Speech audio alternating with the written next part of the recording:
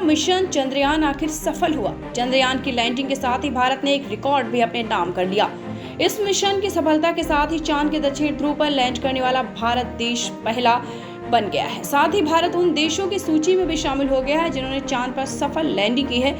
अब तक रूस, चाइना और अमेरिका ही चांद पर सफल लैंडिंग में कामयाब रहे हैं। गौरतलब है कि रूस के मून मिशन लूना 25 के विफल होने के बाद दुनिया भर की निगाहें भारत के चंद्रयान 3 की ओर लगी थी।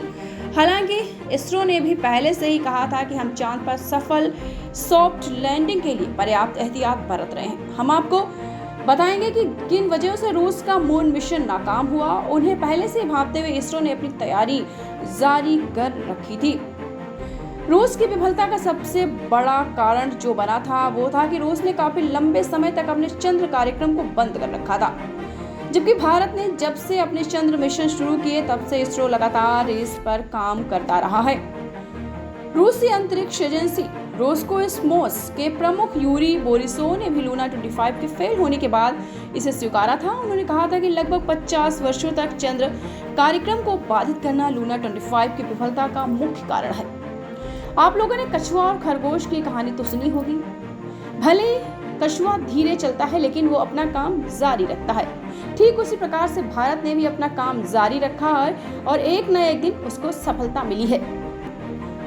बता दें कि रूसी अंतरिक्ष एजेंसी रोस्कोस्मोस ने 10 अगस्त को लूना 25 अंतरिक्ष यान लॉन्च किया था। इसे मॉस्को से लगभग 3450 मील यानी 5550 किलोमीटर पूर्व में स्थित बोस्तोशनी कोस्मोड्रोम से लॉन्च किया गया था। दीक्षांत एडुटेक लाया है दीक्षांत ई लर्निंग ऐप। बने दीक्षांत का चैनल पार्टनर और अर्न करें लाखों रुपए प्रति महीने। चैनल पार्टनर बनने के लिए विजिट करें www.dikshans.com। वहीं भारत पहले चंद्र मिशन के पहले से इस दिशा में लगातार काम कर रहा है। पहले चंद्र मिशन के बाद साल 2019 में भारत भले ही अपने दूसरे चंद्र मिशन में फेल हो गया था, बावजूद इसके असफलता से सीखते हुए इसरो के वैज्ञानिकों ने चंद्रयान 3 पर काम करना शुरू कर दिया। जब एक बार हम असफल होते हैं तो हम सोचते हैं कि आखिर हमारे में क्या गलती थी कि हम वहां पे असफल क्यों हुए। वही चीज हम सबक लेते हैं, उसको सबक लेके आगे बढ़ने का प्रयास करते हैं। कोरोना काल में जब विश्व देश कोरोना से जूझ रहा था तब भी इसरो अपने तीसरे चंद्र मिशन पर काम कर रहा था।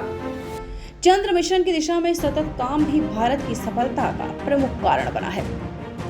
आपको बता दें कि चंद्रयान 1 भारत का पहला चंद्र मिशन था, जिसे 22 अक्टूबर 2008 को आंध्र प्रदेश के श्रीहरिकोटा के सतीश धवन अंतरिक्ष केंद्र से लॉन्च किया गया था। 29 अगस्त 2009 तक यह 312 दिनों तक चालू रहा और 3400 से अधिक चंद्र परिक्रमाएं पूरी की।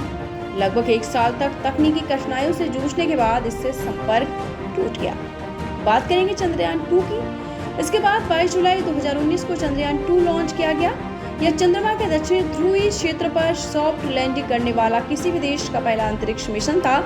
हालांकि चंद्रयान 2 मिशन का विक्रम चंद्र लैंडर 6 सितंबर को चंद्रमा पर दुर्घटनाग्रस्त हो गया। 3 महीने बाद नासा ने इसका मलबा खोजा। असफलता के बावजूद मिशन पूरी तरीके से असफल नहीं हुआ। इसकी वजह थी कि मिशन का ऑर्बिटर घटक सुचारू रूप से काम करता रहा और ढेर सारे नए डेटा जुटाए, जिससे चंद्रमा और उसके पर्यावरण के बारे में इसरो को नई जानकारियां मिली।